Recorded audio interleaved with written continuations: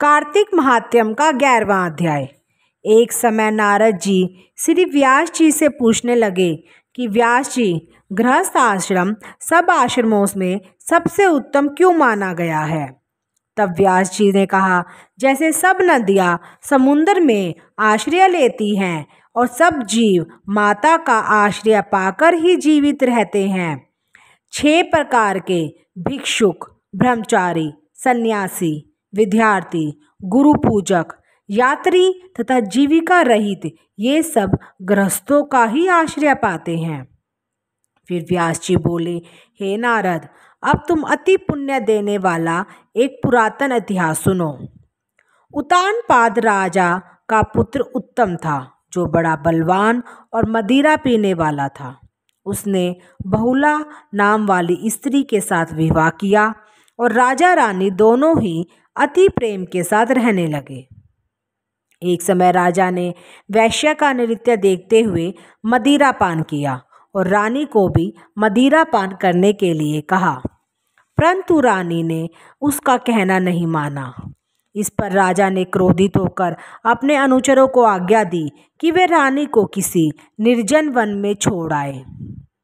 तत्पश्चात राजा रानी के वियोग में दुखी तो हुआ, मगर उसने दूसरा विवाह नहीं किया और प्रजा का पुत्र के समान पालन करने लगा।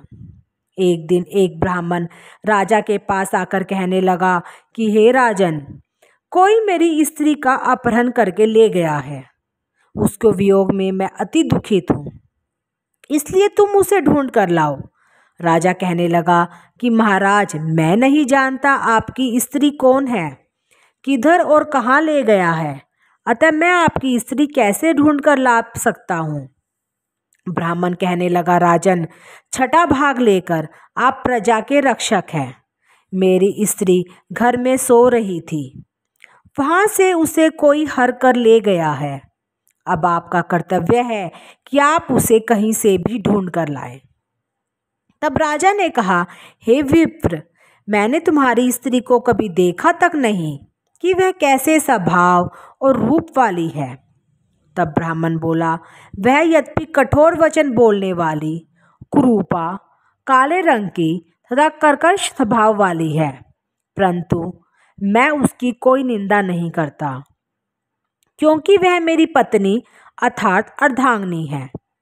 जब राजा कहने लगा कि जब तुम्हारी स्त्री ऐसी कुरूपा और क्रूर स्वभाव वाली है तो तुम उसे लेकर क्या करोगे। मैं अति सुंदर और कल्याणकारी दूसरी स्त्री लाकर दे सकता हूँ। ब्राह्मण कहने लगा कि राजन, मेरी स्त्री मेरे धर्म और कर्म की अर्धांगिनी है, उसकी रक्षा करना मेरा परम धर्म है। जो अपनी स्त्री की रक्षा नहीं करता, उसके वरण शंकर संतान उत्पन्न होती है, उसके पितर नरकवासी होते हैं। जो मनुष्य वैश्यागामी होता है, उसका कल्याण नहीं होता। जो मनुष्य ऋतुकाल के पश्चात अपनी स्त्री से भोग नहीं करता, उसके पितर 1 मास तक उसके रुधिर में तैरते हैं। ब्राह्मण के ऐसा वचन सुनकर राजा अपने शस्त्र लेकर रथ पर सवार हुआ और चारों ओर घूम घूम कर उस स्त्री को खोजने लगा। कुछ दूर जाकर उसने एक आश्रम देखा, जहाँ पर एक महान तेजस्वी ऋषि कुशा के आसन पर विराजमान थे। राजा को देखकर भी उस ऋषि ने राजा का कोई आदर सत्कार नहीं किया और बोला, मैं जानता हूँ कि तुम राजा उतानपाद के पुत्र हो, मगर तुम यहाँ किस कारण आए हो। राजा कहने लगा, हे मुने, ब्राह्मण के घर से कोई इसकी स्त्री को हर कर ले गया है, मैं उसी की खोज में इधर आया हूँ। परंतु आपने आदर ने कुछ भी नहीं किया और न ही किसी प्रकार का सत्कार किया, इसका क्या कारण है। ऋषि ने उत्तर दिया, राजन, तुम आदर योग्य होते हुए भी इस समय उसके पात्र नहीं हो, क्योंकि अब तुमने अपनी निरपराधी स्त्री को वन में त्याग दिया। जहाँ स्त्री का यह धर्म है कि वह तन मन से अपने पति की सेवा करे तथा उसकी आज्ञा का पालन करे, वहाँ पुरुष का भी धर्म है कि वह अपनी स्त्री का यथोचित सम्मान करे।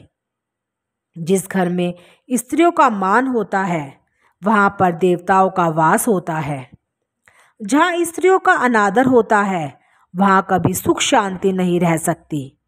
इतना सुन राजा लज्जा युक्त होकर पूछने लगा कि हे भगवान, आप भूत, भविष्य और वर्तमान तीनों कालों को जानने वाले हैं। कृपया करके बताइए कि ब्राह्मण की स्त्री को कौन और कहाँ पर हर ले गया है। ऋषि कहने लगे कि हे राजन, अदिति का पुत्र वल्लाक नामक राक्षस उस ब्राह्मणी को उत्पलावर्त वन में हर कर ले गया है। सो जाओ और उसको ढूंढकर ब्राह्मण का संयोग कराओ। राजा ने मुनि को प्रणाम किया और अपने रथ पर सवार होकर मुनि के बताए हुए मार्ग पर जाकर उत्पलावर्त वन में जा पहुंचा। वहां जाकर देखा कि एक स्त्री विल्लव फल खा रही है।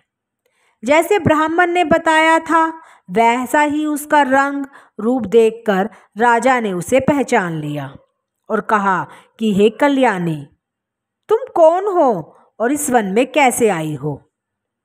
ब्राह्मणी बोली, मैं अति रात्र ब्राह्मण की पुत्री और विशाल पुत्र की स्त्री हूँ। मैं अपने घर में अकेली सो रही थी कि विल्लाक नाम वाला राक्षस मुझको हर कर यहाँ पर ले आया है। यहाँ लाने के बाद न तो उसने किसी बात का कष्ट दिया और न ही मेरा सतीत्व नष्ट करने की चेष्टा की। इतना होने पर भी मैं यहाँ अत्यंत दुखी हूँ। राजा ने कहा कि हे ब्राह्मणी, वह राक्षस कहाँ गया है? मुझको तुम्हारे पति ने ढूंढने के लिए भेजा है। ब्राह्मणी ने कहा, वह इस वन में अमुक स्थान में गया है। तब राजा ने ब्राह्मणी के बताए हुए स्थान पर जाकर राक्षस को देखा। राजा को देखकर वह राक्षस उनके पैरों पर गिर पड़ा और कहने लगा कि राजन, मुझे क्या आज्ञा है। राजा ने कहा कि हे निशाचर, तू इस ब्राह्मणी को क्यों लाया है।